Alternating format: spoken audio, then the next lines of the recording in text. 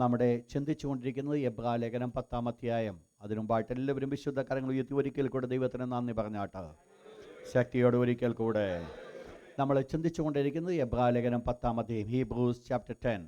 എബ്രായ ലേഖനം 10-ാം അധ്യായം 32 മുതലുള്ള വാക്യങ്ങൾ. എല്ലാവരും ബൈബിളിൽ നിന്ന് എടുത്താട്ട് നമുക്ക് ഒരുമിച്ച് 32 മുതൽ 39 വരെയുള്ള വാക്യങ്ങൾ നമ്മൾ ഒരുമിച്ച് ചേർന്ന് വായിക്കുവാൻ പോകുകയാണ്. Hebrews chapter 10 verse 32 to 39.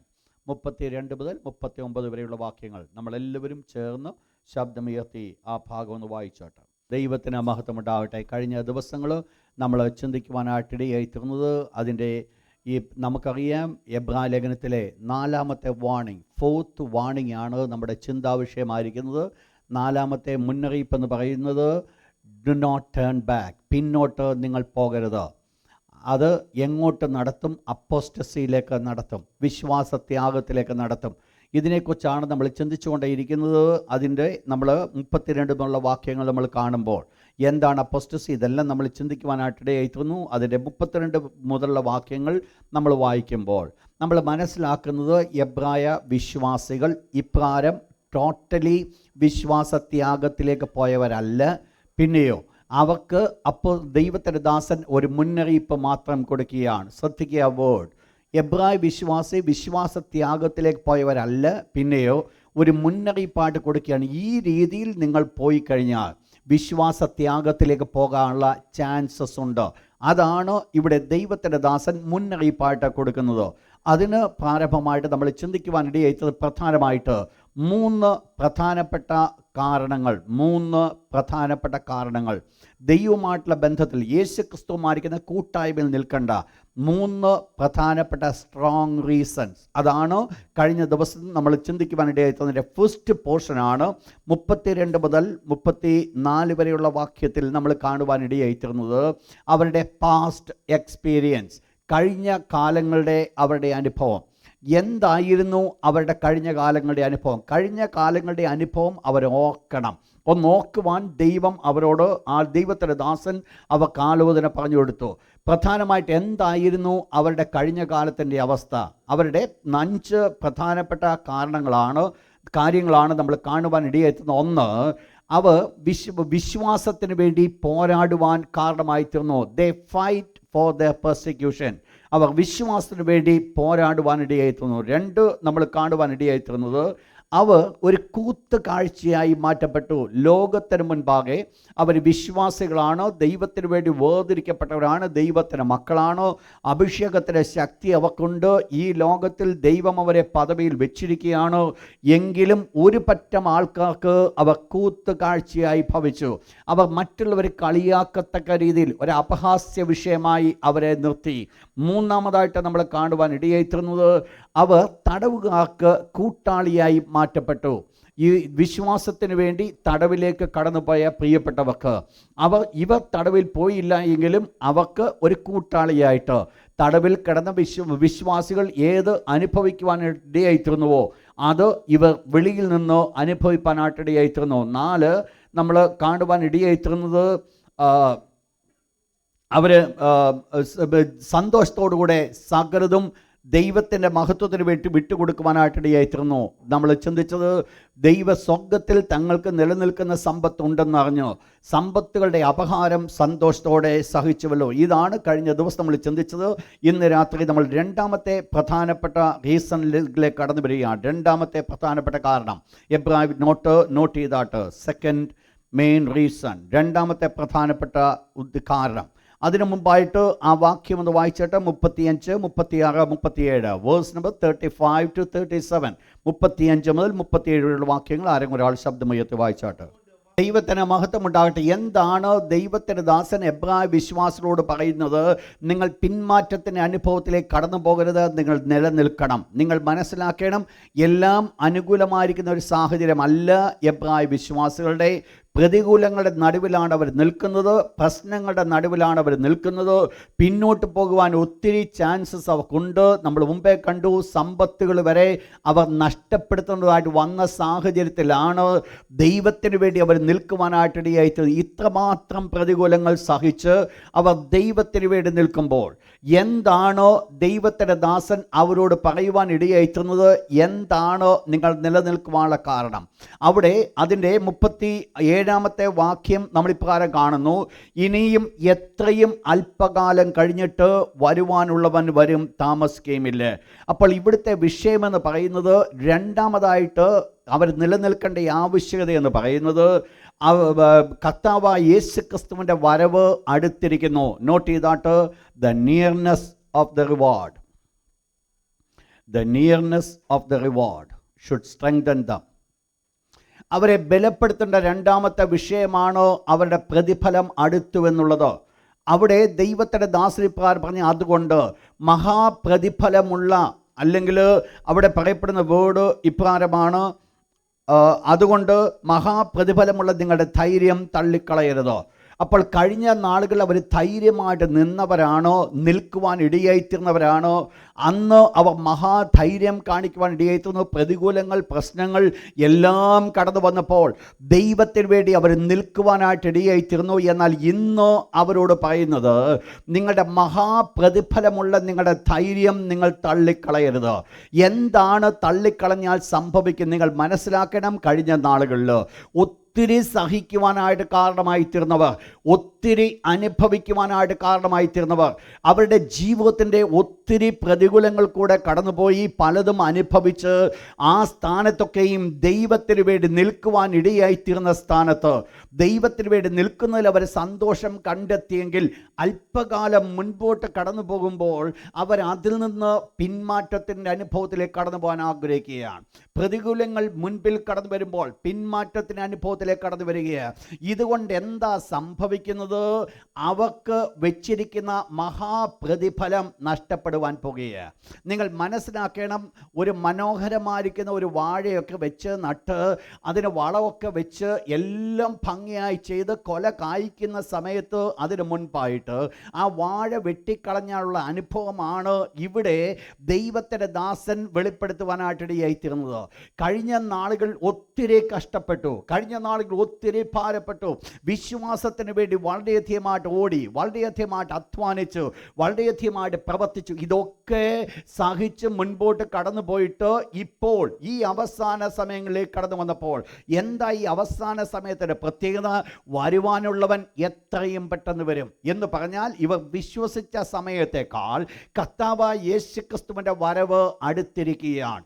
ഇവർ വിശ്വാസത്തിലേക്ക് ഇറങ്ങിത്തിരിച്ചതിനേക്കാൾ കർത്താവിൻ്റെ വരവ് അടുത്തിരിക്കുന്നുവെങ്കിൽ ഇവരുടെ ജീവിതത്തിൽ ദൈവം എക്സ്പെക്റ്റ് ചെയ്യുന്നൊരു കാര്യമാണ്, നിങ്ങൾക്ക് ഒരു മഹാപ്രതിഫലം വെച്ചിട്ടുണ്ട്, അത് നിങ്ങൾ നഷ്ടപ്പെടുത്തരുത് എന്ന് പറഞ്ഞാൽ അതിൻ്റെ കഴിഞ്ഞ നാളുകളൊക്കെ കണ്ണുനീരോടുകൂടെ വിതച്ചുവെങ്കിൽ ആർപ്പോടെ കൊയ്യേണ്ടൊരു സമയമുണ്ട്. ഈ കണ്ണുനീരോടെ വിതച്ചിട്ട് പിന്മാറ്റത്തിൻ്റെ അനുഭവത്തിലേക്ക് കടന്നു പോകുന്നുവെങ്കിൽ ആർപ്പോടെ കൊയ്യുവാൻ സാധ്യമല്ല. ഇന്ന് രാത്രി ദൈവത്തിൻ്റെ തിരുവചനം കേൾക്കുന്നവരോട് വ്യക്തിപരമായിരിക്കുന്ന ഒരു ദൂത് ഞാൻ ഓർപ്പിക്കട്ടെ. കഴിഞ്ഞ നാളുകൾ നിങ്ങളുടെ വിഷയത്തിന് വേണ്ടി, ഉത്തരം കിട്ടേണ്ട വിഷയത്തിന് വേണ്ടി നിങ്ങൾ ദീർഘകാലങ്ങൾ പ്രാർത്ഥിച്ചെന്നിരിക്കാം. പ്രാർത്ഥിച്ചിട്ട് ഒരു പക്ഷെങ്കിൽ നിങ്ങൾ ഇപ്പോൾ പറയുമായിരിക്കാം, ഇത്ര നാളും പ്രാർത്ഥിച്ചിട്ട് എനിക്ക് അതിന്മേൽ ഒരു ഉത്തരം കിട്ടിയില്ല എന്ന് പറഞ്ഞ് മനസ്സ് മടുക്കേണ്ട കാര്യമില്ല. കഴിഞ്ഞ നാളുകളുടെ കണ്ണുനീരോ ഈ ദിവസങ്ങളിൽ ഫലം കൊണ്ട് തരും എന്നുള്ളത് മനസ്സിലാക്കേണ്ടത് ആവശ്യമാണ്. ശ്രദ്ധിക്കുക വേർഡ്. കഴിഞ്ഞ നാളുകളുടെ കണ്ണുനീര്, കഴിഞ്ഞ നാളുകൾ കണ്ണുനീര് ഒഴുക്കിയത് ദൈവത്തിൻ്റെ തിരുവചനം ഇപ്രകാരം പറയുന്നു. ദാവീദ് സങ്കീർത്തനത്തിൽ പറയുന്നു, ദൈവമേ എൻ്റെ കണ്ണുനീർ നിന്റെ തുരുത്തിയിലാക്കി നീ വെച്ചിട്ടില്ലയോ? ദാവീദ് ഒഴുക്കിയ ഓരോ കണ്ണുനീരും ദൈവം തൻ്റെ തുരുത്തിയിലാക്കി സ്വർഗ്ഗത്തിൽ സൂക്ഷിച്ചിരിക്കുന്നുവെങ്കിൽ ദൈവമക്കൾ മനസ്സിലാക്കണം, എൻ്റെയും നിങ്ങളുടെയും വിഷയങ്ങൾക്ക് വേണ്ടി, മറ്റുള്ളവർക്ക് വേണ്ടി നാം കണ്ണുനീര് ഒഴുക്കിയിട്ടുള്ള ഒരൊറ്റ കണ്ണുനീര് പോലും വൃഥാവായിട്ട് ഒരു തൂവാലയോ ഒരു ക്ലീനക്സോ എടുത്ത് ഒപ്പിയത് മാറ്റിയെന്നിരിക്കാം. എന്നാൽ ഞാൻ ഓർപ്പിക്കട്ടെ, അത് ആ ക്ലീനക്സിനകത്ത് ഒതുക്കപ്പെട്ട് കിടക്കുന്നില്ല. സ്വർഗത്തിൽ ദൈവത്തിന് മുൻപിൽ ദൈവം അത് തുരുത്തിയിലാക്കി വെച്ചിട്ടുണ്ട് എന്നുള്ളത് നമ്മൾ മനസ്സിലാക്കേണ്ടത് വളരെ ആവശ്യമാണ്. സങ്കീർത്തനക്കാരൻ ഇപ്രകാരം പറയുന്നു, കണ്ണുനീരോടെ വിതയ്ക്കുന്നവർ ആർപ്പോടെ കൊയ്യും. ഒരു കണ്ണുനീരോടെ വിതച്ചുവെങ്കിൽ, ഒരു വിത നടന്നിട്ടുണ്ടെങ്കിൽ, ചില കാലങ്ങൾ നിലവിളിക്കുവാൻ കാരണമായി തീർന്നുവെങ്കിൽ, ചില നാളുകൾ വിഷയത്തിന് വേണ്ടി കണ്ണുനീർ ഒഴുക്കിയിട്ടുണ്ടെങ്കിൽ, ഇന്ന് രാത്രി ദൈവത്തിന്റെ മക്കളോട് ഞാൻ ഓർപ്പിക്കട്ടെ, വിട്ടുകളയരുത്, വിട്ടുകളയരുത്, വിട്ടുകളയരുത്. ഈ നാളുകൾ പ്രതിഫലം കിട്ടുമെന്നുള്ളത് യാതൊരു സംശയമില്ല. കരങ്ങൾ ഉയർത്തി ദൈവത്തിന് ഹല്ലേലൂയ പറഞ്ഞാട്ട്. ദൈവം നമുക്ക് ഉത്തരം തരുന്ന ഒരു ദൈവമാണ്. ദൈവം നമുക്ക് ഉത്തരം തരുന്ന ഒരു കർത്താവാണ്. ഇതാണ് ദൈവത്തിൻ്റെ ദാസൻ എബ്രായ വിശ്വാസത്തോട് പറയുവാൻ ആഗ്രഹിക്കുന്നത്. മഹാപ്രതിഫലമുള്ള നിങ്ങളുടെ ധൈര്യം നിങ്ങൾ തള്ളിക്കളയരുത്.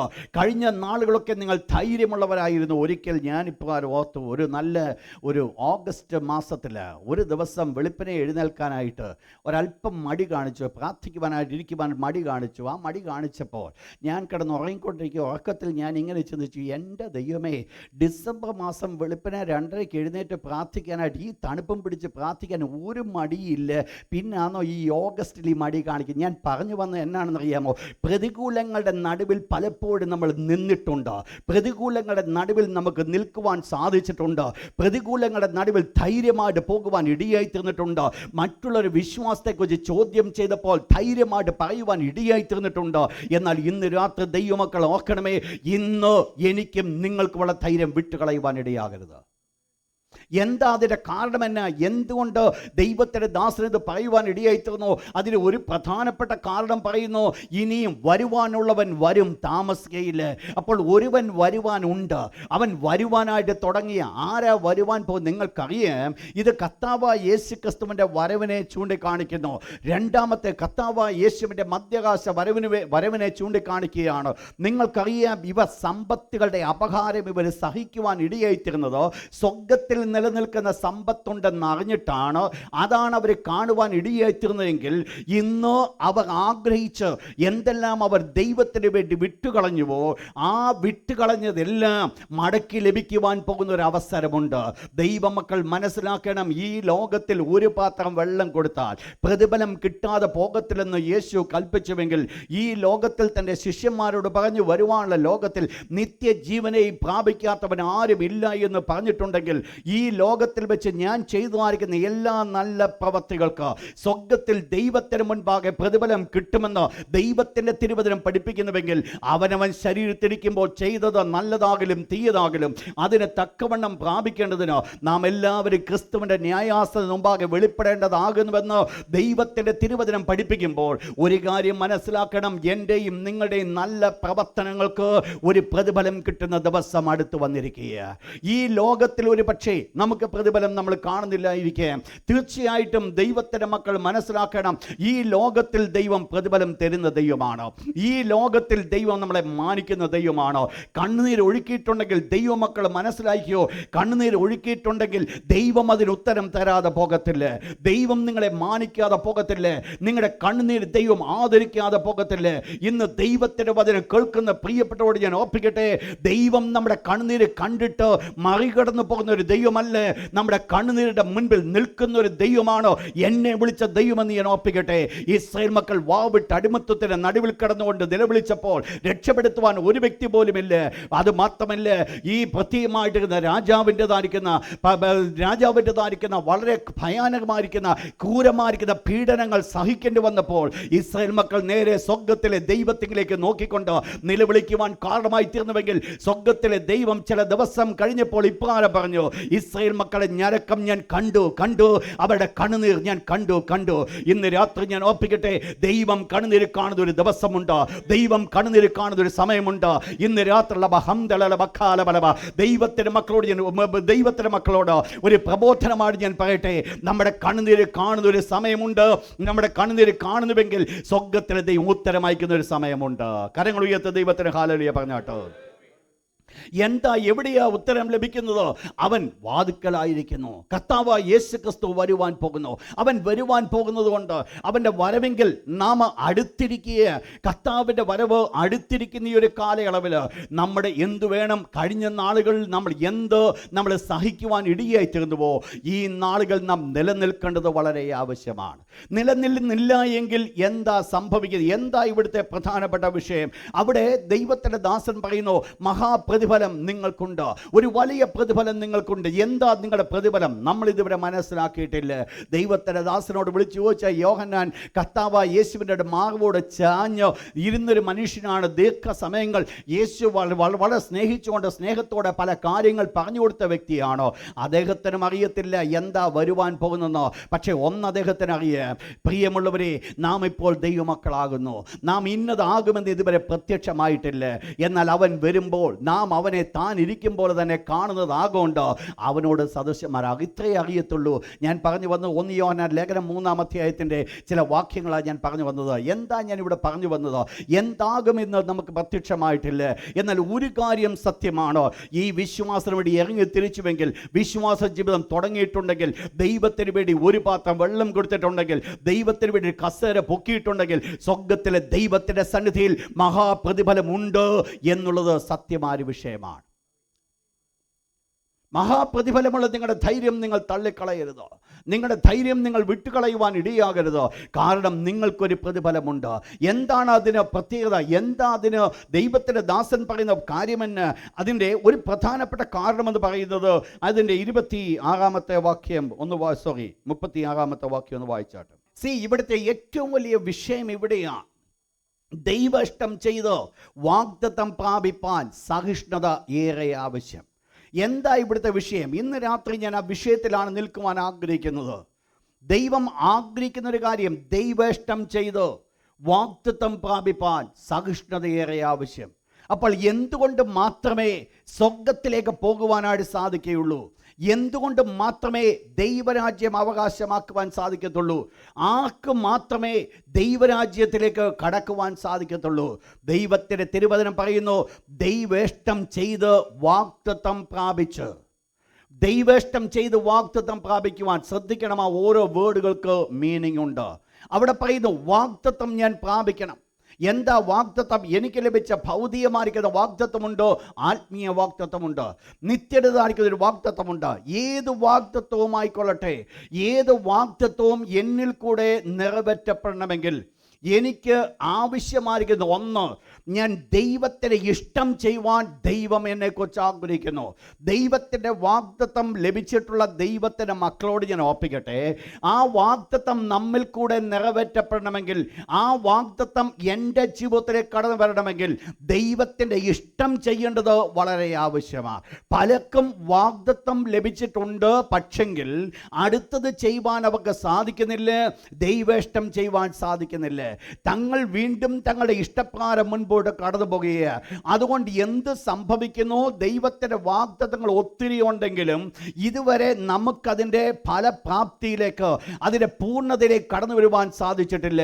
ഇന്ന് രാത്രി കേൾക്കുന്ന ദൈവമക്കളോട് ഞാൻ ഓർപ്പിക്കട്ടെ, ദൈവത്തിൻ്റെ വാഗ്ദത്തം നിങ്ങൾക്ക് ലഭിച്ചിട്ടുണ്ടെങ്കിൽ അതിൻ്റെ നിവർത്തീകരണവും ദൈവം ചെയ്തു തരുവാൻ മതിയായവനാണോ? എന്താ വിഷയമെന്ന്?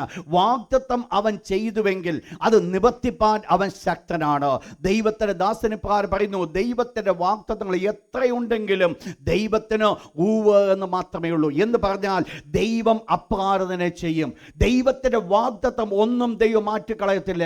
എന്നാൽ എന്താ ഇവിടെ വിഷയമായിരിക്കുന്നത്? ദൈവത്തിൻ്റെ വാഗ്ദത്തം ഞാൻ അനുഭവിക്കണമെങ്കിൽ ഒന്നാമതായിട്ട് ദൈവത്തിൻ്റെ ഇഷ്ടം ഞാൻ ചെയ്യേണ്ടത് വളരെ ആവശ്യമാണ്. ഇസ്രായേൽ മക്കളുടെ ജീവിതത്തിലേക്ക് നിങ്ങൾ നോക്കുക. ഇസ്രായേൽ മക്കളുടെ ജീവിതത്തിൽ ദൈവം വാഗ്ദത്ത കനാൻ നാട് അവർക്ക് വാഗ്ദത്തം ചെയ്തതാ. ആ കനാൻ നാട്ടിലേക്ക് അവർ ഇറങ്ങിത്തിരിച്ച് മുൻപോട്ട് കടന്നുപോയതായ സമയത്ത് ദൈവത്തിന് ഇഷ്ടകരമല്ലാത്ത പ്രവർത്തനങ്ങൾ ചെയ്തപ്പോൾ ദൈവം അവർക്ക് വാഗ്ദത്ത ദേശം ഒരല്പം കൂടെ ദൂരമാക്കി കൊടുത്തു. ആ ദൂരം പിന്നീട് എന്ത് ചെയ്തു? ആ തലമുറ മുഴുവൻ നശിച്ചതിന് ശേഷം ഒരു പുതിയ തലമുറ കടന്നു വന്ന് യോശുവ മുഖാന്തരമായിട്ട് പരിച്ഛേദനയുള്ള കർമ്മം ചെയ്തുകൊണ്ട് അവരെ വാഗ്ദത്ത നാട്ടിലേക്ക് കൊണ്ട് കടത്തി. എന്താ സംഭവിച്ചത്? ദൈവേഷ്ടം ചെയ്യുവാൻ അവർക്ക് സാധിക്കാതിരുന്നത് കൊണ്ട് വാഗ്ദത്തത്തിൻ്റെ നിവർത്തീകരണത്തിലേക്ക് കടക്കുവാൻ സാധിച്ചില്ല. ശ്രദ്ധിക്കണം ഈ വേർഡ്. ദൈവത്തിൻ്റെ വാഗ്ദത്തം ഞാൻ അനുഭവിക്കണമെങ്കിൽ ദൈവത്തിൻ്റെ ഇഷ്ടം ഞാൻ ചെയ്യേണ്ടത് വളരെ ആവശ്യമാണ്. ദൈവത്തിന് ഇഷ്ടം ചെയ്യുക എന്ന് പറഞ്ഞാൽ വാഗ്ദത്ത നിവർത്തീകരണം, വാഗ്ദത്തവും വാഗ്ദത്ത നിവർത്തീകരണവും തമ്മിൽ ഒരു വലിയ ദൂരം നമുക്ക് കാണുവാൻ സാധിക്കും. നിങ്ങൾക്കറിയാം, അബ്രഹാമിന് ദൈവം 75-ാമത്തെ വയസ്സിൽ അബ്രഹാമിനെ വിളിച്ചിട്ട് പറഞ്ഞു, അബ്രഹാമേ, ഞാൻ നിന്നെ കാണിപ്പാൻ ദേശത്തേക്ക് നീ പോകാം, ഞാൻ നിന്നെ അനുഗ്രഹിക്കും, നീ ഒരു വലിയ ജാതിയായി തീരും. ഇതൊക്കെ ദൈവം വാഗ്ദത്തം കൊടുത്തുവെങ്കിലും ദൈവത്തിൻ്റെ വാഗ്ദത്തം നിറവേറ്റപ്പെടുവാൻ തക്കവണ്ണം നീണ്ട 25 വർഷം അബ്രഹാം കാത്തിരിക്കേണ്ടതായിട്ട് വന്നു. വാഗ്ദത്തം ഇല്ലാഞ്ഞിട്ടല്ല അബ്രഹാം പോകാഞ്ഞത്. നിങ്ങൾ മനസ്സിലാക്കണം, വാഗ്ദത്തം അബ്രഹാമിൻ്റെ കയ്യിൽ ഇരിക്കെ നീണ്ട 25 വർഷക്കാലം കഴിഞ്ഞിട്ടാണോ അതിൻ്റെ നിവർത്തീകരണം കാണുവാൻ ഇടയായിത്തീർന്നത്.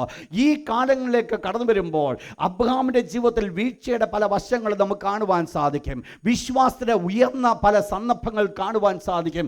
എന്നാൽ കൂടുതലും നമ്മൾ കാണുവാൻ സാധിക്കുന്നത് ദൈവത്തിൻ്റെ ഹൃദയത്തിന് യോജിച്ച പുരുഷൻ എന്നുള്ള രീതിയിൽ, അല്ലെങ്കിൽ എൻ്റെ കൂട്ടുകാരനായിരിക്കുന്ന, എൻ്റെ സ്നേഹിതനായിരിക്കുന്ന അബ്രഹാം എന്ന് വിളിക്കപ്പെടത്തക്കവണ്ണം ദൈവത്തിന് പ്രസാദമുള്ളത് അബ്രഹാം ചെയ്തു എന്നുള്ളത് വളരെ സത്യമായ കാര്യമാണ്. എല്ലാവരുടെയും ജീവിതത്തിൽ വീഴ്ചകൾ കടന്നു വരത്തില്ലെന്നല്ല, വീഴ്ചകൾ കടന്നു വരും. എന്നാൽ വീഴ്ചകൾ കടന്നു വന്നാൽ അത് ഏറ്റുപറഞ്ഞ് ഉപേക്ഷിച്ചുകൊണ്ട് പുതിയ സ്റ്റെപ്പിലേക്ക് കടന്നു വരുന്നവരാണ് വാസ്തവത്തിൽ ബുദ്ധിമാന്മാർ എന്ന് പറയുന്നത്. എന്താ ഇവിടെ അബ്രഹാമിൻ്റെ ജീവിതം സംഭവിച്ചത്? ഈ 25 വർഷക്കാലത്തെ ജീവിതം, തൻ്റെ വാഗ്ദത്ത നിവർത്തീകരണം താൻ കാണുവാൻ ആഗ്രഹിച്ചപ്പോൾ എന്തായിരുന്നു തൻ്റെ ജീവിതത്തിൽ ആവശ്യമായിരുന്നത്? താൻ ഉടനെ, ദൈവമല്ലേ എന്നെ വിളിച്ചത്, ഞാൻ എൻ്റെ അപ്പൻ്റെ വീട്ടിൽ നിന്ന്, എൻ്റെ ചാച്ചക്കാരുടെ അടുക്കൽ നിന്ന് ഞാൻ ഇറങ്ങിത്തിരിച്ചതാ, എനിക്ക് ആരുമില്ല, ഒരു വ്യക്തി പോലുമില്ല, ദൈവമല്ലാതെ എനിക്ക് മറ്റാരുമില്ല, എന്തുകൊണ്ട് ദൈവമേ എനിക്ക് ഈ അനുഗ്രഹം താമസിക്കുന്നുവെന്നല്ല അബ്രഹാം ചോദിച്ചത്. അബ്രഹാം ഒരു കാര്യം മനസ്സിലാക്കി, എൻ്റെ ദൈവം വാഗ്ദത്തം ചെയ്തിട്ടുണ്ടെങ്കിൽ അവൻ നിവർത്തിപ്പാൻ ശക്തനെന്ന് അബ്രഹാം മനസ്സിലാക്കി. അതുകൊണ്ട് എന്ത് സംഭവിച്ചു? അബ്രഹാമിൻ്റെ ജീവിതത്തിൽ സഹിക്കുവാനായിട്ട് ഇടയായിത്തീർന്നു. ഇതാണ് വളരെ ആവശ്യം, പേഷ്യൻസ്. ദൈവത്തിൻ്റെ അനുഗ്രഹം നമ്മൾ അനുഭവിക്കണമെങ്കിൽ, ദൈവത്തിൻ്റെ പക്കൽ നിന്ന് കൃപ നമ്മൾ അനുഭവിക്കണമെങ്കിൽ നമുക്ക് അത്യാവശ്യമായിട്ട് ഉണ്ടായിരിക്കുന്ന ക്യാരക്ടറാണ് പേഷ്യൻസ്, സഹിഷ്ണുത. സഹിക്കുവാൻ നമുക്ക് സാധിക്കുന്നില്ല എങ്കിൽ ദൈവത്തിൻ്റെ അനുഗ്രഹത്തിൻ്റെ നിവർത്തീകരണത്തിലേക്ക് കടന്നു വരുവാൻ സാധ്യമല്ല. നിങ്ങൾ മനസ്സിലാക്കണം, ഒത്തിരി എക്സാമ്പിൾ എനിക്കിതിനകത്ത് പറയുവാനുണ്ട്. നിങ്ങൾക്കറിയാം, മോശയെക്കുറിച്ച് ദൈവത്തിൻ്റെ വചനപ്രകാരം പറയുന്നു, മോശ എന്ന പുരുഷനോ ഭൂമിയുള്ള സകല മനുഷ്യരിലും അതിസൗമ്യനായിരുന്നു. എന്നാൽ തൻ്റെ ഒരൊറ്റ എടുത്തുചാട്ടമാണ് മോശയ്ക്ക് വാഗ്ദത്ത കനാൻ നാട്ടിൽ കാലുകുത്തുവാൻ ഇടയാകാഞ്ഞത്. ശ്രദ്ധിക്കുക വേർഡ്. എന്താ അവിടെ സംഭവിച്ചത്?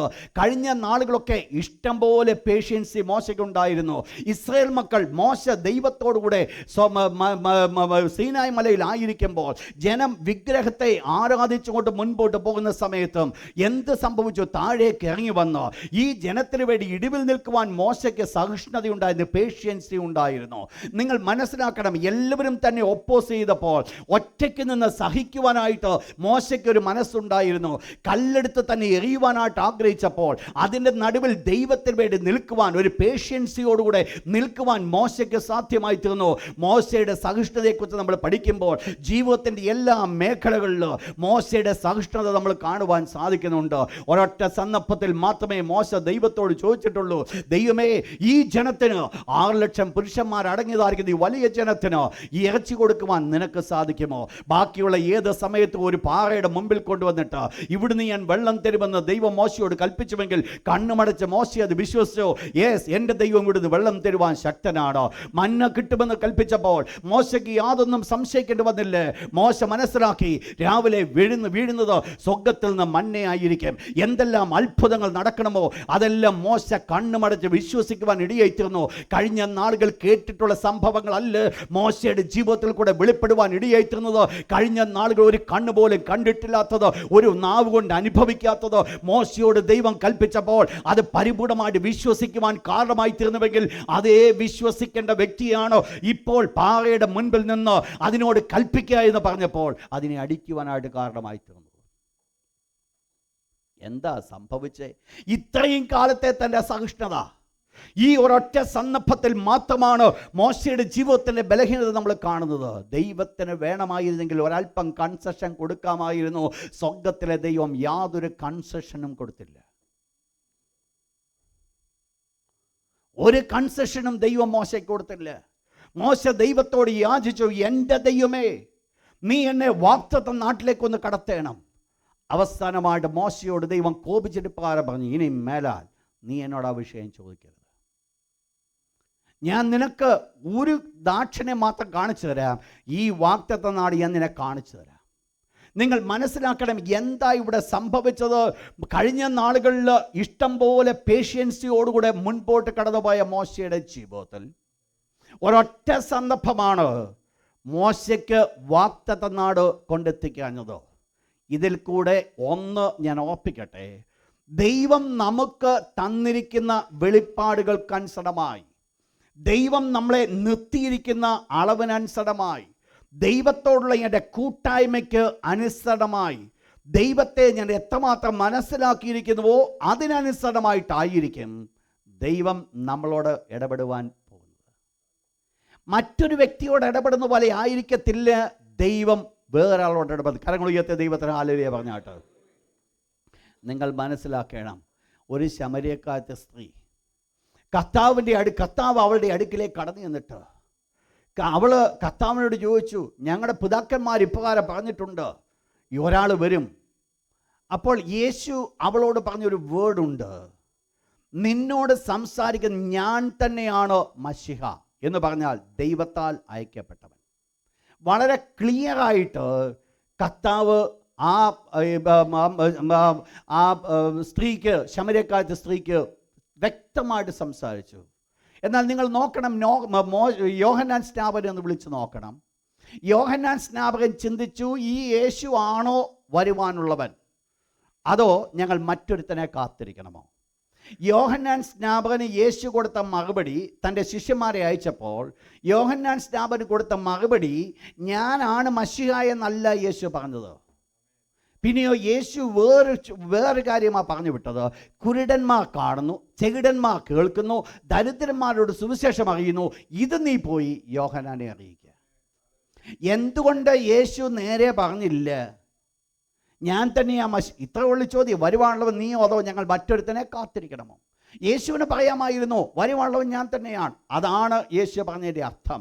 പക്ഷെങ്കിൽ യേശു ക്രിസ്തു ആഗ്രഹിച്ചത് യോഹന്നാന് കൊടുക്കണം മറുപടി യോഹന്നാൻ്റെ സ്റ്റാൻഡേർഡിലായിരിക്കണം. ശമര്യക്കാലത്ത് സ്ത്രീ കൊടുക്കണം, ശമര്യക്കാലത്ത് സ്ത്രീയുടെ സ്റ്റാൻഡേർഡിലായിരിക്കണം. നിങ്ങൾ മനസ്സിലാക്കണം, ഞാനും നിങ്ങളും എത്രത്തോളം ദൈവത്തെ എനിക്കറിയാം, ദൈവത്തോട് എത്രമാത്രം എനിക്കൊരു ബന്ധമുണ്ട്, അതിനനുസൃതമായിട്ടായിരിക്കും ദൈവം നമ്മളോട് സംസാരിക്കുന്നത്. ചില വിഷയങ്ങൾക്ക് വേണ്ടി ദൈവം സംസാരിക്കാൻ വേണ്ടി കാത്തിരിക്കുക. ചില പ്രിയപ്പെട്ടവരുണ്ട് സ്നാനം, ദൈവം തന്നെ നേരിട്ട് സ്വർഗത്തിൽ നിന്ന് ഇറങ്ങി വന്ന് എന്നോട് സംസാരിക്കും. ഒരിക്കലും സംസാരിക്കത്തില്ല. സംസാരിച്ച് നിങ്ങൾ ഭാഗ്യവാന്മാരാ. കാരണം ദൈവം ഓൾറെഡി നമുക്ക് തന്ന പരിജ്ഞാനത്തിൽ നിന്നുകൊണ്ട് ഇറ്റ്സ് എവറിത്തിങ് ഗോഡ് റിവീൽഡ്. ദൈവം അത് വെളിപ്പെടുത്തി തന്നിരിക്കുമ്പോൾ ഞാൻ അത് പർപ്പസ്ലി മാറുന്നത് it is my own fault. നിങ്ങൾ മനസ്സിലാക്കണം, ദൈവം ഓരോരുത്തരോട് ഇടപെടുന്നതോ നാളെ ദൈവം കണക്ക് ചോദിക്കുമ്പോൾ ചോദിക്കുവാൻ പോകുന്ന ഇത്രമാത്രമേ ഉള്ളൂ. ദൈവം നമുക്ക് തന്നിരിക്കുന്ന അറിവിൽ നിന്നുകൊണ്ട്, ദൈവം നമുക്കെന്ന പദവിയിൽ നിന്നുകൊണ്ട്, ദൈവത്തോടുള്ള നമ്മുടെ കൂട്ടായ്മയിൽ നിന്നുകൊണ്ട് അതിനനുസൃതമായി ദൈവം എന്നോട് സംസാരിക്കുന്നു. നിങ്ങൾ മനസ്സിലാക്കണം, നമ്മുടെ ജീവിതത്തിൽ ദൈവത്തോട് ഞാൻ ബന്ധപ്പെട്ടതിനനുസൃതമായിട്ടായിരിക്കും ദൈവം എന്നോട് ഇടപെടുവാനിടയായി. ശ്രദ്ധിക്കണം, ഞാൻ പറഞ്ഞ വേർഡ്, ദൈവം എന്നോട് ഇടപെടുവാനിടയായി തരുന്നത്. ഞാനും എൻ്റെ ദൈവമായിരിക്കുന്ന ബന്ധം എത്രമാത്രം ക്ലോസ് ആയിരിക്കും, അത്രത്തോളം അശുദ്ധി ദൈവം എന്നിൽ കൂടെ ആഗ്രഹിക്കത്തില്ല, അത്രത്തോളം അനുസരണക്കേട് ദൈവം എന്നിൽ കൂടെ ആഗ്രഹിക്കത്തില്ല. നമ്മളൊക്കെ ഒരു രീതിയിൽ ജീവിച്ചു പോകാനുള്ള കാരണം എന്ന് പറയുന്നത് നമ്മളൊക്കെ വളരെ ദൂരത്ത് കിടക്കുന്നതുകൊണ്ടാണ്. അതുകൊണ്ട് ദൈവം ഒത്തിരി കണ്ണടച്ച് വിടുക. പക്ഷേ ഒന്നോത്തോണം, ഈ ദൂരത്ത് നിൽക്കുന്നത് കൊണ്ട് അകത്തുള്ള മനോഹാരിമ എന്തെന്നുള്ളത് മനസ്സിലാക്കുവാൻ സാധിക്കത്തില്ല. അകത്ത് കടന്നു വരാത്തിടത്തോളം കാലം അകത്തെ സൗന്ദര്യം എന്തെന്ന് രുചിച്ചറിയുവാൻ സാധ്യമല്ല. അകത്താണ് അതിൻ്റെ മനോഹാരിമയുള്ളത്, അകത്താണ് അതിൻ്റെ സന്തോഷമുള്ളത്, അകത്താണ് അതിൻ്റെ ആനന്ദമുള്ളത്. ദൈവമക്കളെ മനസ്സിലാക്കണം, എന്താ ഇവിടുത്തെ വിഷയമായിരുന്നത്? കഴിഞ്ഞ നാളുകളിൽ മോശ 40 വർഷം ദൈവത്തോടു കൂടെ ചേർന്ന് നടന്നോ, ദൈവത്തിൻ്റെ കൽപ്പന അനുസരിച്ചുവെങ്കിലും മോശയുടെ മുൻപിൽ കടന്നു വന്ന ഒരൊറ്റ എടുത്തുചാട്ടം ദൈവം അതിനെ അംഗീകരിച്ചു കൊടുക്കുവാൻ കാരണമാകാതെ അതിന് ശിക്ഷ കൊടുക്കുവാൻ കാരണമായി തീർന്നു. ശ്രദ്ധിച്ചോണേ, നമ്മുടെ ജീവിതത്തിൻ്റെ ഏതെല്ലാം മേഖലകളിൽ സഹിഷ്ണുത കാണിക്കേണ്ടത് നമ്മൾ കാണിക്കാതിരിക്കുന്നു എന്നുള്ളത് ശ്രദ്ധിച്ചോണം. അത് കാണിക്കാതിരിക്കുമ്പോഴാണ് ദൈവത്തിൻ്റെതായിരിക്കുന്ന അനുഗ്രഹങ്ങൾക്ക് പകരമായിട്ട് നമുക്ക് പ്രയാസകരമായ സിറ്റുവേഷൻസ് കടന്നു വരുന്നത്. ദൈവത്തിൻ്റെ തിരുവചനം പഠിക്കുമ്പോൾ നമുക്ക് 1-2 കാര്യങ്ങളിലും ഒന്ന് വായിച്ചോട്ട്. 1 ശമൂവേൽ പ്രവാചകന്റെ പുസ്തകം, 1 ശമൂവേൽ ചാപ്റ്റർ 20, ചാപ്റ്റർ 13 വേഴ്സ് 11. പേഷ്യൻസിയുടെ ആവശ്യകതയാണ് എൻ്റെ ഇന്നത്തെ സബ്ജക്റ്റ്. നിങ്ങൾക്കറിയാം, ശൗലിനെ ദൈവം ആദ്യത്തെ രാജാവായിട്ട് വാഴിച്ചിട്ട് ദൈവം ശമൂവേൽ പ്രവാചകനിൽ കൂടെ പറഞ്ഞു, നീ ഒരു കാര്യം ചെയ്യപ്പോ, ഫിലിസ്ത്യരെ തോൽപ്പിക്കുവാൻ തക്കണം നീ അങ്ങോട്ട് പോകാൻ പറഞ്ഞു. ഫിലിസ്ത്യരെ തോൽപ്പിക്കാൻ യുദ്ധത്തിന് വേണ്ടി പോകുവാൻ ശൗല് കടന്നുപോയി പോകുന്ന സമയത്ത് ശമൂവേൽ പ്രവാചകൻ പറഞ്ഞു, ഞാൻ വരുന്നത് വരെ നീ അവിടെ കാത്തു നിൽക്കണം, ഞാൻ വന്നു കഴിഞ്ഞിട്ട് നിനക്ക് യുദ്ധത്തിന് വേണ്ടി മുൻപോട്ട് കടന്നു പോകാം. വായിച്ചോട്ട് ഇനിയും അതിൻ്റെ പശ്ചാത്തലം. 3 കാരണങ്ങളാണ് ശൗൽ രാജാവിന് പറയുവാനുണ്ടായിരുന്നത്. തീർച്ചയായിട്ടും ഈ സ്ഥാനത്ത് നമ്മളായിരുന്നെങ്കിൽ ഇത് തന്നെ ചെയ്തേനെ. ഒട്ടും വ്യത്യസ്തമല്ല. കാരണം നിങ്ങൾ മനസ്സിലാക്കണം, എന്താ ഇവിടെ ശൗലിന് പറയുവാനുള്ളത്, എന്താ ശൗൽ ചെയ്തത്. ദൈവം ഈ ശമൂവേൽ പ്രവാചകൻ പറഞ്ഞതുപോലെ യാഗത്തിന് വേണ്ടി ശമൂവേൽ പ്രവാചകൻ കടന്നു വരുന്നത് വരെ കാത്തിരിക്കുവാൻ ആഗ്രഹിക്കാതെ പുരോഹിതൻ കഴിക്കേണ്ടതാണ് യാഗം ഈ രാജാവ് കഴിക്കുവാനിടയായി തീർന്നു. ആ കാര്യമാണ് ഇവിടെ പ്രവാചകൻ ചോദിച്ചത്, നീ എന്താ ചെയ്തത്. അതിൻ്റെ കാരണം പറയുന്നത് വായിച്ചോട്ടെ. Underline that verse. ഞാൻ പറയുന്ന ഭാഗങ്ങൾ മാത്രം നിങ്ങൾ അണ്ടർലൈൻ ചെയ്യണം. ഒന്നാമത്തെ പോർഷൻ, ജനം തന്നെ വിട്ടു ചിതർന്നു. Not that portion. ജനം തന്നെ വിട്ടു ചിതർന്നു. 2, നിശ്ചയിച്ച അവധിക്ക് നീ എത്തിയില്ല. 3, ഫെലിസ്ത്യർ മിക്മാസിൽ കൂടിയിരിക്കുന്നു. നിങ്ങൾ മനസ്സിലാക്കണം എന്താ ഇവിടുത്തെ വിഷയം. ഒരു സൈന്യത്തിൻ്റെ മുൻപിലാണ്, ശത്രു സൈന്യത്തിൻ്റെ മുൻപിലാണ് ഈ രാജാവ് നിൽക്കുന്നത്. ഈ രാജാവ് ഫിലിസ്ത്യരോട് യുദ്ധം ചെയ്യേണ്ടതാ. അതിൻ്റെ ഈ യാഗം കഴിക്കുവാനുള്ള ഒന്നാമത്തെ കാരണം പറയുന്നത്, നിശ്ചയിച്ച അവധിക്ക് നീ വന്നില്ല. ശമൂവേൽ പ്രവാചകൻ അവധി പറഞ്ഞതാ. ആ ദിവസം ഈ ശമൂവേൽ പ്രവാചകൻ ചെന്നില്ല. 2, ഈ ഫെലിസ്ത്യ സൈന്യം കൂടിയിരിക്കുക, മിക്മാസിൽ ഒരുമിച്ച് കൂടിയിരിക്കുക. അപ്പോൾ ശത്രുക്കളുടെ ബലം അവിടെ കൂടിയിരിക്കുക. ഏത് സമയത്തും ശത്രുക്കൾ ഇവരെ ആക്രമിക്കുവാൻ സാധിക്കും. 3, തന്നോടുകൂടെ ഉണ്ടായിരുന്ന, ഇപ്പോൾ നിങ്ങൾ മനസ്സിലാക്കണം, ഇസ്രായേലിൻ്റെ ആദ്യത്തെ രാജാവായിട്ട് വാഴിച്ചിരിക്കുക. കുറച്ച് പേരൊക്കെ തൻ്റെ കൂടെ ഉണ്ട്, എങ്കിലും അത്രമാത്രം ഒരു നല്ലൊരു സ്റ്റെപ്പല്ല. അറ്റ് എനി മോമെൻറ്റ് ഈ ആൾക്കാർ വിട്ടുപോകാൻ പറ്റും. താൻ നോക്കുമ്പോൾ തന്നോടുകൂടെ ഇരിക്കുന്ന ജനം തന്നെ വിട്ട് ചിതറിപ്പോകുക. നിങ്ങൾ മനസ്സിലാക്കണം, ഈ സ്ഥാനത്ത് ശൗലുടെ അല്ല,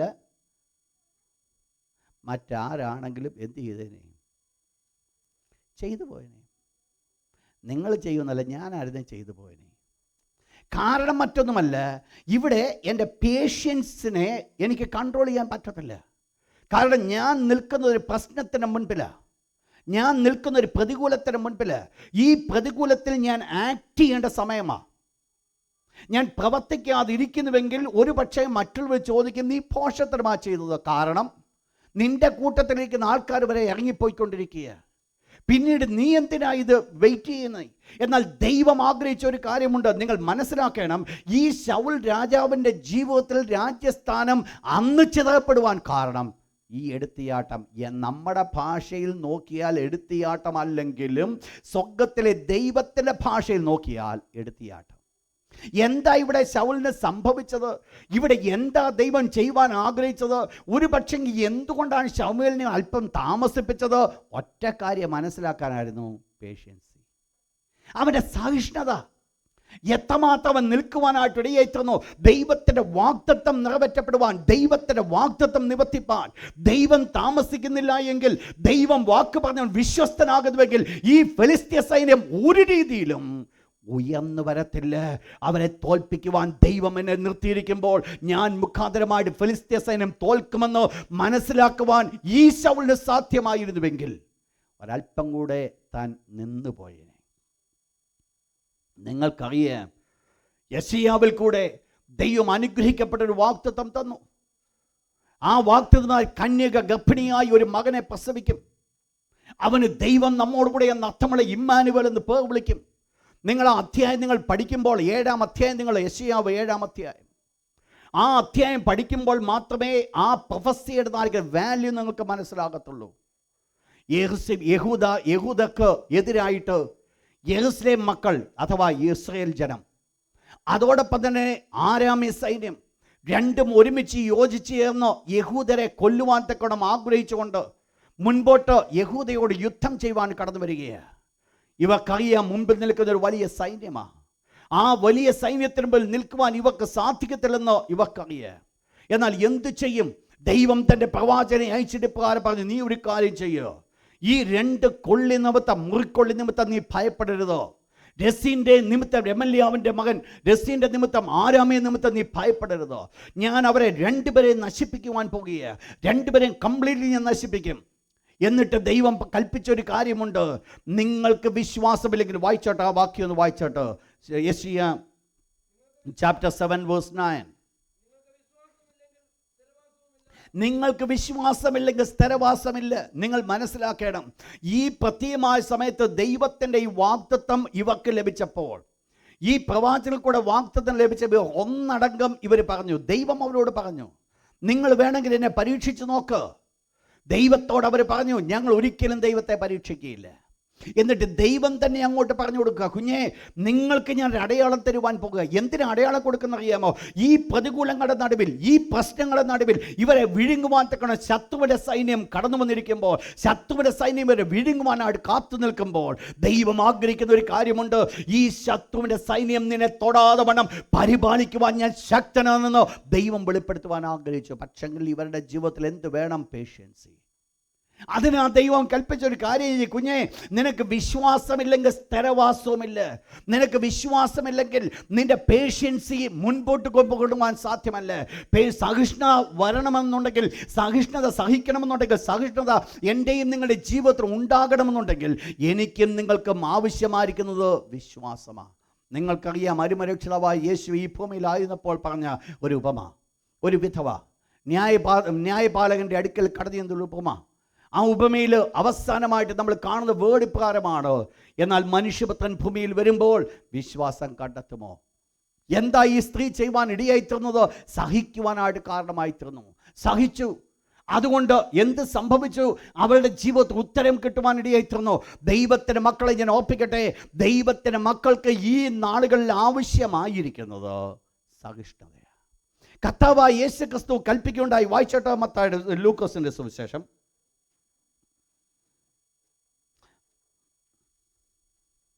21-ാം അധ്യായം 9-ാമത്തെ വാക്യം, ചാപ്റ്റർ 21 വേഴ്സ് 9. ശ്രദ്ധിക്കുക, ബൈ യുവർ പേഷ്യൻസ്, നിങ്ങളുടെ ക്ഷമ കൊണ്ട് നിങ്ങളുടെ പ്രാണനെ നേടും. എന്താ ഇവിടുത്തെ വിഷയം? അന്ത്യകാലത്തിൻ്റെ സംഭവങ്ങളെ വിളിച്ചു പറഞ്ഞിട്ട് അന്ത്യകാലത്തിൽ ഉണ്ടാകുവാൻ പോകുന്ന അടയാളങ്ങൾ, പ്രയാസങ്ങൾ, പ്രശ്നങ്ങൾ, ഭാരങ്ങൾ, ഇതെല്ലാം കൊണ്ട് പ്രസൻറ്റ് ചെയ്തിട്ട് കർത്താവായ യേശു ക്രിസ്തു പറഞ്ഞ ഒരു വേർഡാണ്, നിങ്ങളുടെ പ്രാണനെ നേടണമെങ്കിൽ എന്തുകൊണ്ട് മാത്രമേ പറ്റത്തുള്ളൂ? ക്ഷമ കൊണ്ട്. ക്ഷമയില്ലാതെ പ്രാണനെ നേടുവാൻ സാധ്യമല്ല. ദൈവമക്കളോട് ഞാൻ ഓർപ്പിക്കട്ടെ, നമ്മുടെ ക്രിസ്തീയ ജീവിതം വിജയകരമായി പോകണമെങ്കിൽ, ക്രിസ്തീയ ജീവിതത്തിൽ നമ്മൾ ജയാളികളായി തീരണമെങ്കിൽ നമുക്ക് പേഷ്യൻസി കൊണ്ട് മാത്രമേ സാധ്യമാണ്. ക്ഷമയില്ലാതെ നമുക്ക് മുൻപോട്ട് പോകാൻ സാധ്യമല്ല. ക്ഷമയോടുകൂടെ സഹിഷ്ണുതയോ, ക്ഷമയല്ല ആക്ച്വലി ആ വേർഡ് സഹിഷ്ണുത, സഹിക്കുക. സഹിക്കാതെ നമുക്ക് ജീവനിലേക്ക് കടക്കുവാൻ സാധ്യമല്ല. ദൈവത്തിൻ്റെ വാഗ്ദത്തമുണ്ട്, വാഗ്ദത്തം നിറവേറ്റുവാൻ ദൈവശക്തി. നിങ്ങൾ ഒരു പോർഷനോടെ വായിക്കുമ്പോൾ പെട്ടെന്ന് നിങ്ങൾക്ക് സഹിഷ്ണുതയുടെ സീരിയസ്നെസ് മനസ്സിലാക്കാൻ പറ്റും. എടുത്താട്ട് വെളിപ്പാട് പുസ്തകം ചാപ്റ്റർ 14 അധ്യായം 9 മുതലുള്ള വാക്യം, 9, 12 വാക്യം ഒന്ന് വായിച്ചാട്ട്. നിങ്ങൾക്കറിയാം, അവസാന കാലങ്ങളിൽ ആൻറ്റി ക്രൈസ്റ്റിൻ്റെ മുദ്രയേൽക്കുന്നവരെ കുറിച്ചാണ് ഇവിടെ പറയുന്നത്. നെറ്റിമേലോ കൈമേലോ മുദ്രയേൽക്കണം. എന്താ അതിൻ്റെ ആവശ്യം നിങ്ങൾക്കറിയാം. നെറ്റിമേലോ കൈമേലോ മുദ്രയേൽക്കാത്ത ഒരു വ്യക്തിക്ക് പോലും വാങ്ങുവാനോ വിൽക്കുവാനോ സാധ്യമല്ല. എന്നാൽ മുദ്രയേറ്റാൽ എന്ത് സംഭവിക്കും? അവർ ദൈവ ക്രോധത്തിൻ്റെ, കലപ്പില്ലാത്ത ക്രോധത്തിൻ്റെ പാനപാത്രം അവർ കുടിക്കും. എന്ന് പറഞ്ഞാൽ ദൈവത്തിൻ്റെ കോപം ശക്തമായിട്ട് അവരുടെ മേൽ കടന്നു വരും. എന്നാൽ ഈ സ്ഥാനത്ത് വാങ്ങുവാനും വിൽക്കുവാനും സാധിക്കണമെങ്കിൽ കയ്യിലോ നെറ്റിയിലോ മുദ്ര ഏൽക്കണമെന്നുണ്ടെങ്കിൽ ഈ മുദ്ര ഏൽക്കാതെ അവർ ജീവിക്കുവാനായിട്ട് അല്പം പാടാണ്.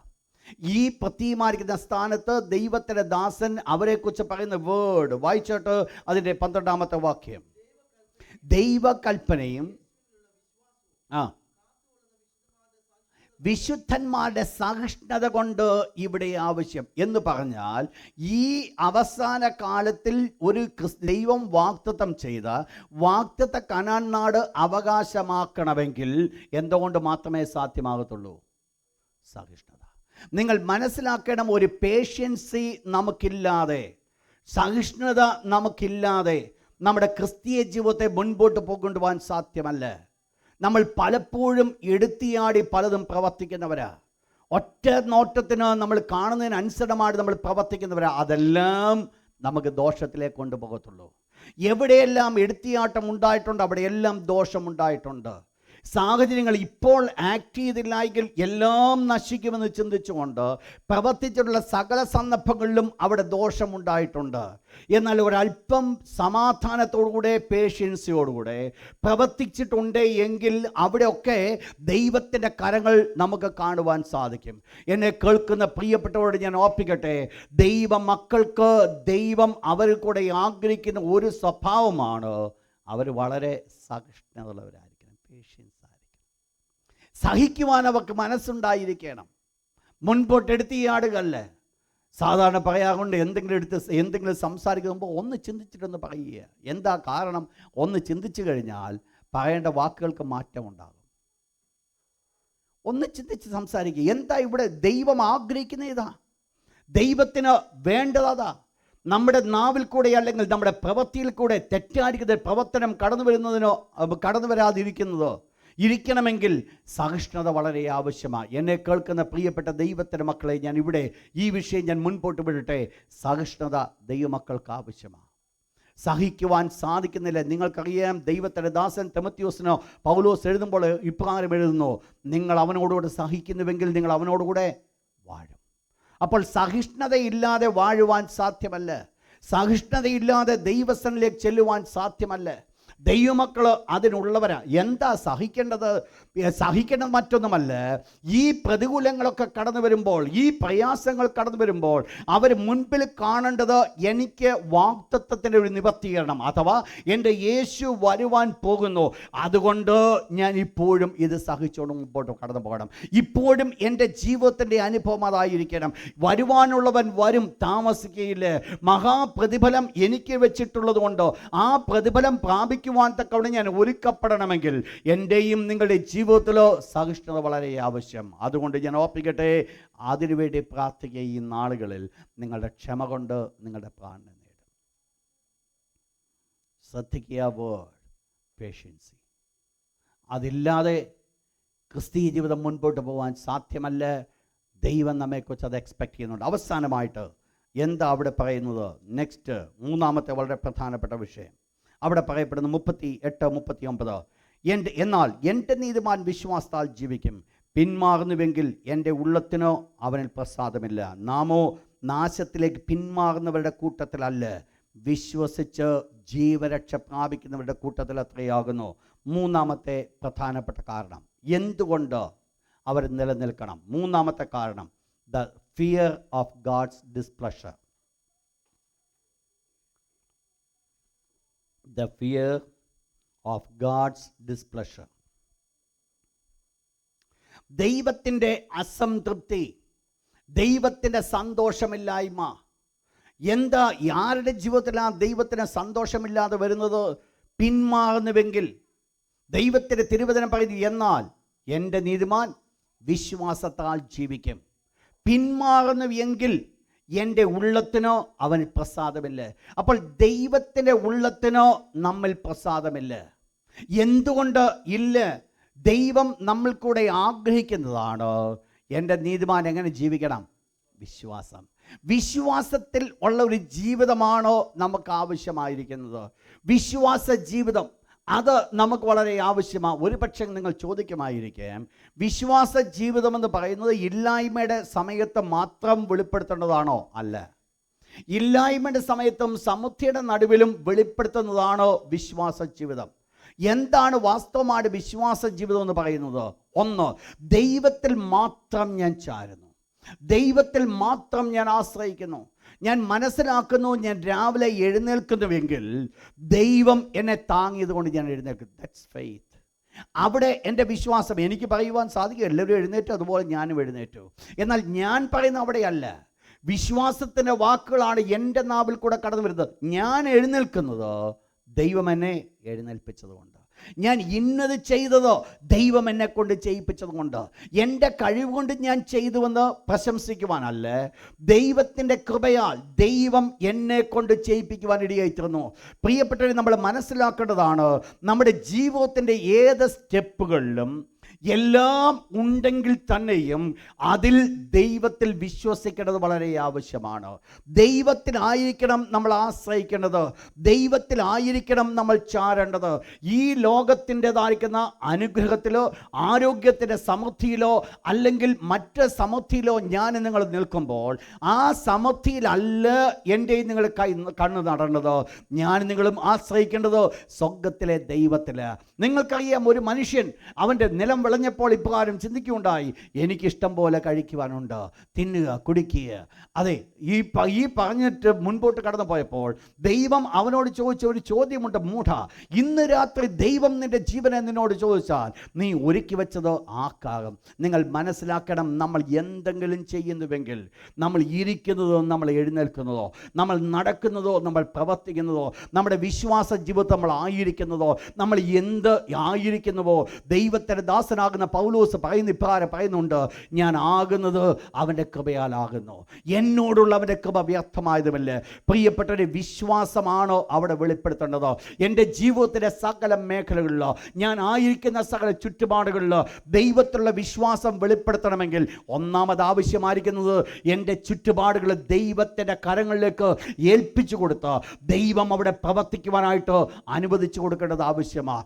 ജീവിതത്തിൻ്റെ ഏത് സന്ദർഭവും ഏത് സ്റ്റെപ്പും തുടങ്ങുന്നതിന് മുമ്പായിട്ട് ദൈവത്തിൻ്റെ കരങ്ങളിലേക്ക് ഏൽപ്പിച്ചുകൊണ്ട് ദൈവത്തോട് പറ, കർത്താവേ എന്നെ നീ ഒന്ന് നയിക്കണമേ. രാവിലെ വണ്ടിയിൽ ഇരിക്കുമ്പോൾ ദൈവത്തോട് പറ, കർത്താവേ സ്റ്റിയറിംഗ് നിൻ്റെ തരിക, നീ എന്നെ ഒന്ന് നയിക്കണമേ. രാവിലെ ഓഫീസിൽ കയറുമ്പോൾ ദൈവത്തോട് പറ, കർത്താവേ ഞാനിവിടെ ആയിരിക്കുന്നു, ഇന്നത്തെ ജോലി ഭംഗിയായി ചെയ്യുവാൻ കൃപ തരണമേ. പ്രിയപ്പെട്ട, എന്താ ഇവിടെ വെളിപ്പെടുത്തുന്ന അറിയാമോ? എൻ്റെ ജീവിതത്തിലെ ഓരോ സെക്കൻഡുകളും ദൈവത്തിലുള്ള ആശ്രയം, ദൈവത്തിലുള്ള വിശ്വാസം വെളിപ്പെടുത്തുക. ദൈവം അത് ആഗ്രഹിക്കുന്നുണ്ട്. എൻ്റെ സ്വന്തം ശക്തിയിൽ ആശ്രയിച്ച് ഞാൻ മുൻപോട്ട് കടന്നു പോകാനല്ല, എൻ്റെ സ്വന്തം മിടുക്കിൽ ഞാൻ മുൻപോട്ട് പോകാനല്ല, ദൈവത്തിൽ ഞാൻ ചാരുവാൻ ആഗ്രഹിക്കുന്നു. ഞാൻ ഓർപ്പിക്കട്ടെ, ദൈവത്തിൽ ഞാൻ വിശ്വസിച്ച് ദൈവത്തിൽ ഞാൻ ആശ്രയിക്കുന്നുവെങ്കിൽ ഒരു കാര്യം സത്യമാണ്, ദൈവം എന്നെ കൊണ്ട് അത് വളരെ ഭംഗിയായി ചെയ്യിക്കും, വളരെ അനുഗ്രഹിക്കപ്പെട്ട രീതിയിൽ ദൈവം ചെയ്യിക്കും.